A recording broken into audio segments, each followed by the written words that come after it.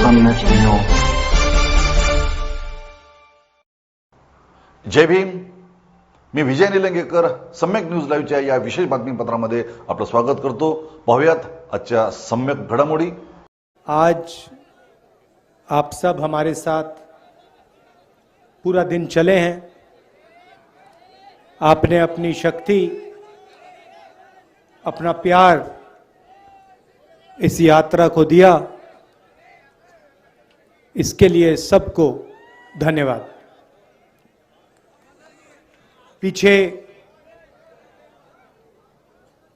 कृष्ण कुमार पांडे जी की फोटो है. उन्होंने यात्रा को अपनी जान दी और ये कांग्रेस पार्टी और हम कभी नहीं भूल पाएंगे.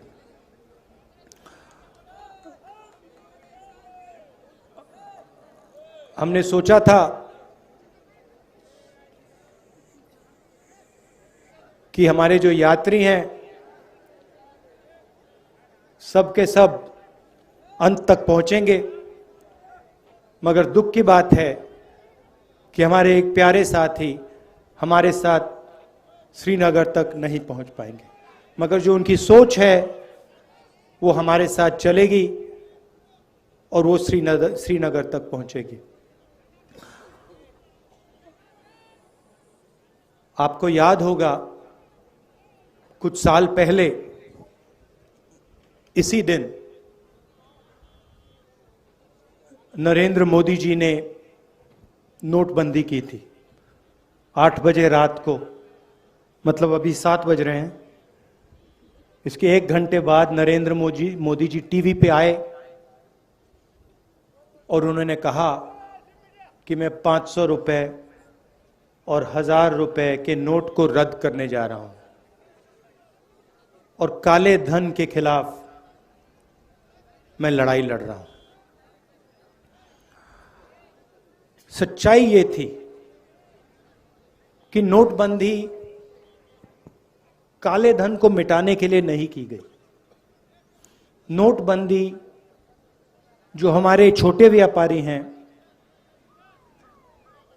स्मॉल और मीडियम बिजनेस चलाने वाले लोग हैं, जो हमारे किसान हैं, उन पर आक्रमण था.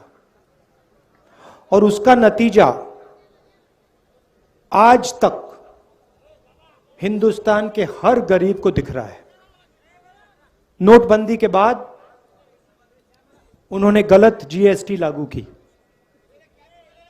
और इन 2 पॉलिसीज ने जो हिंदुस्तान की रीढ़ की हड्डी है, जो इस देश को रोजगार दिलवाती है, किसान, छोटे बिजनेस वाले, छोटे दुकानदार, इन सब को नष्ट कर दिया, खत्म कर दिया.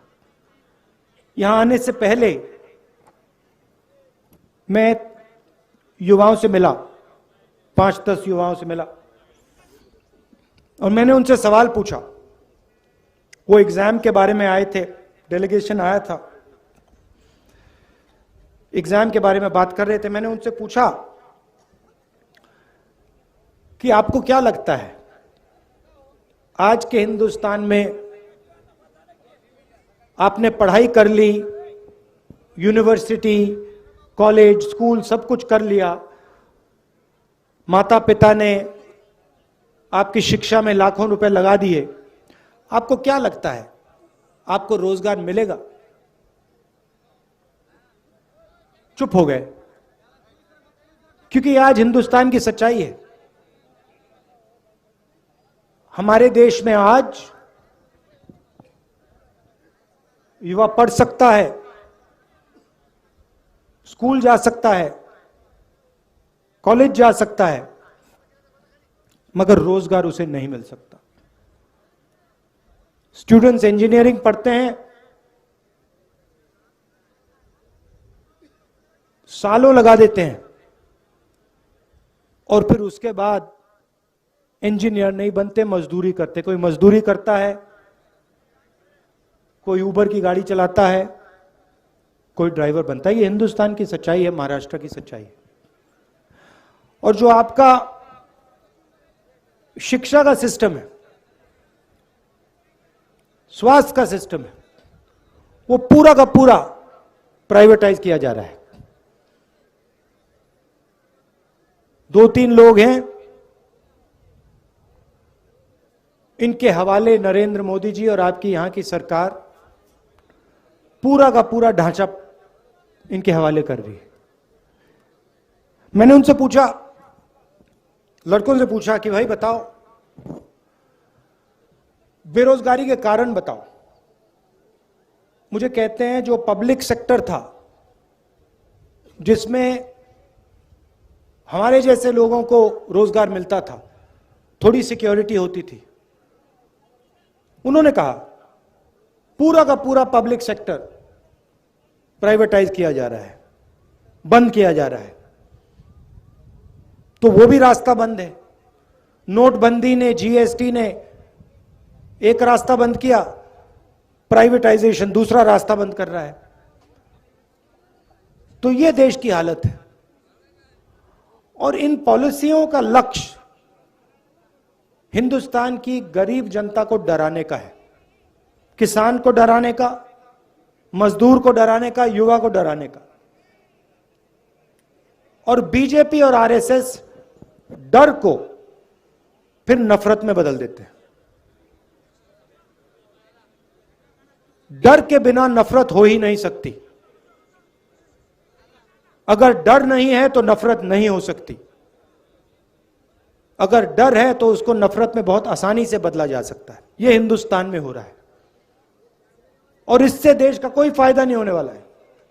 बेरोजगारी से, महंगाई से देश का कोई फायदा नहीं होगा।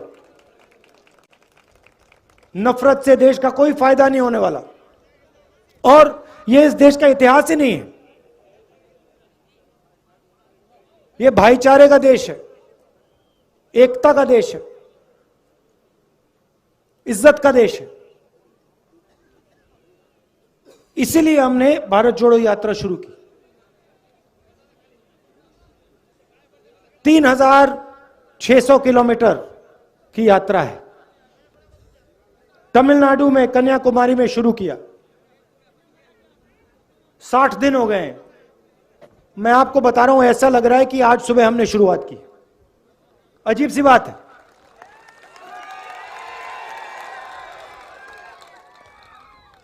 हमारे यात्री, उनसे आप पूछो, किसी को समझ नहीं आ रही बात। 25-25 किलोमीटर हर रोज चलते हैं। 60 दिन से चल रहे हैं। अभी मैं भाषण दे रहा हूं, ऐसा लग रहा है कि 15 मिनट पहले मैंने शुरू किया है। ये हो क्या रहा है? आमतौर से आदमी सुबह उठता है, थकान नहीं होती, दिन भर काम करता है, शाम को थकान होती है ना? यहां अजीब सी बात है। यहां हम सुबह उठते हैं, थकान नहीं होती, 25 किलोमीटर चलते हैं, 25 किलोमीटर चलने के बाद थकान नहीं होती। मैंने सोचा ये हो क्या रहा है? जवाब बताऊं आपको। हम अपनी शक्ति का प्रयोग नहीं कर रहे। राहुल गांधी अपनी शक्ति का प्रयोग नहीं कर रहा। ये जो यात्री हैं, ये अपनी शक्ति का प्रयोग नहीं कर रहे हैं। हम सब आपकी शक्ति का प्रयोग कर रहे हैं। आप हमें पीछे से धकेल रहे हो। आपका प्यार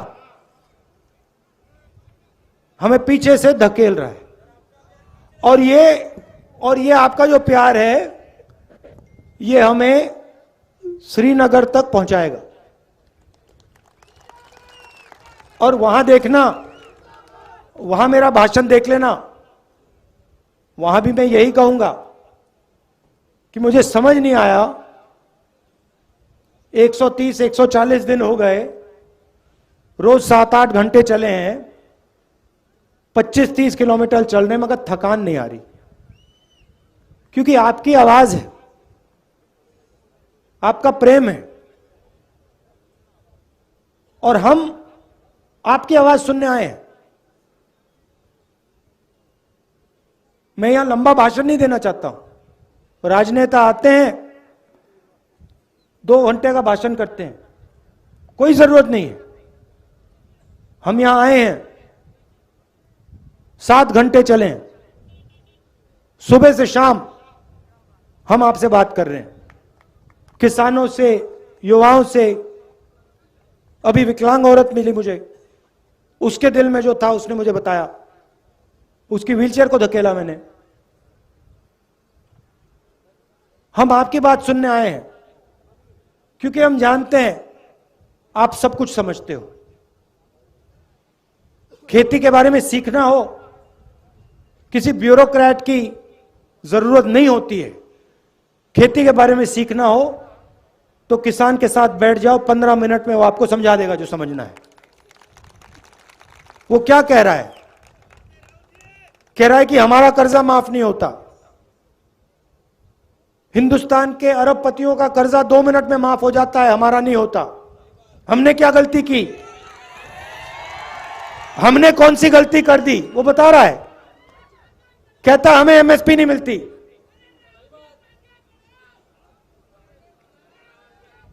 वो कह रहा है, आज मुझे बताया, एक किसान मिला, 20 मिनट मुझे उसने समझाया, जो नरेंद्र मोदी जी की ये जो बीमा योजना है इसके बारे में बताया। कहता है कि हम पैसा डालते हैं, सरकार पैसा डालती है और सीधा का सीधा पैसा हिंदुस्तान के 2-3 सबसे बड़े अरबपतियों के जेब में जाता है। हमारा खेत बर्बाद होता है, आंधी आती है, तूफान आता है, हमारा खेत बर्बाद हो जाता है, तो ना हमें इंश्योरेंस कंपनी का फोन नंबर मिलता है, ना ऑफिस मिलता है, ना पैसा मिलता है। तो अगर किसानों से बात की 15 मिनट में, 20 मिनट में, वो समझा देंगे क्या हो रहा है। छोटे दुकानदार से बात करो, वो बता देगा नरेंद्र मोदी जी ने काले धन के खिलाफ लड़ाई लड़ी या छोटे बिजनेस वालों की हत्या कर दी, खत्म कर दिया, वो बता देगा 2 मिनट में। युवाओं से पूछो, वो कहेगा, युवा कहेगा कि भैया मुझे रोजगार नहीं मिल सकता, कुछ भी हो जाए, मैं जानता हूं मैं इंजीनियर नहीं बन सकता। यह देश की सच्चाई है और इसको बदलना है।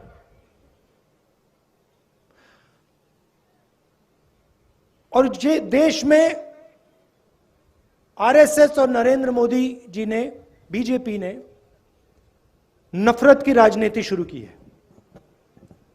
भाई को भाई से लड़ाते हैं। अच्छा, मैं आपसे पूछता हूं, परिवार में जब 2 भाई लड़ते हैं तो परिवार का फायदा होता है क्या? परिवार में बेटा और पिता लड़ता है, परिवार आगे जा सकता है क्या? बर्बाद होता है ना। तो फिर आप मुझे समझाओ, अगर जब भाई भाई के साथ लड़ता है परिवार बर्बाद होता है, तो फिर यहां देश में अगर भाई भाई से लड़ेगा तो देश का क्या होगा? बर्बाद होगा। तो ये लोग अपने आप को देशभक्त कहते हैं। कैसे देशभक्त हैं ये? देश में नफरत फैला रहे हैं, एक भाई को दूसरे भाई से लड़ा रहे हैं, एक भाषा को दूसरी भाषा से लड़ा रहे हैं, एक जात को दूसरी जात से लड़ा रहे हैं, एक धर्म को दूसरे धर्म से लड़ा रहे हैं, और फिर कहते हैं हम देशभक्त हैं। कौन से देश के भक्त हो आप? इस देश के भक्त तो नहीं हो। तो इसीलिए हमने ये यात्रा शुरू की, और इसमें 1 इंच, मतलब हम शुरू करेंगे, कन्याकुमारी से शुरू किया और कश्मीर में, श्रीनगर में ये जो हमारा तिरंगा है उसको हम आगे जाके लहराएंगे। और आपने हमें इतनी शक्ति दी है, इतना प्यार दिया है, मैं आपको बता भी नहीं सकता। मैं यहां 3-4 घंटे बैठ जाऊं तब भी मैं आपको समझा नहीं सकता कि आपने मुझे कितना दिया है, कितना प्यार दिया है, कितनी शक्ति दी है। इसलिए मैं दिल से आपको धन्यवाद करना चाहता हूं। दिल से धन्यवाद करना चाहता हूं। और एक बार फिर आज दुख का दिन है। पांडे जी झंडा लिए चल रहे थे, आखिरी सेकंड तक झंडा लिए चल रहे थे और फिर शहीद हुए। तो ये मीटिंग उनके याद में है। उनके परिवार को, हम सब का, पूरी कांग्रेस पार्टी का, हर कार्यकर्ता का, हर नेता का प्यार। और उनको मालूम होना चाहिए कि ये पूरी पार्टी, इस पार्टी का हर एक कार्यकर्ता, इस पार्टी का हर एक नेता आपके साथ है। आपको घबराने की कोई जरूरत नहीं। धन्यवाद। जय हिंद। नमस्कार। Ideal institute of biology, Nanded आणि Latur, leader in biology. Phoenix multispeciality hospital and critical care centre, Shivajinagar, Nanded. पाहत रहा सम्यक न्यूज लाईव्ह. बातमी पाहण्यासाठी यूट्यूबवर सबस्क्राईब करा.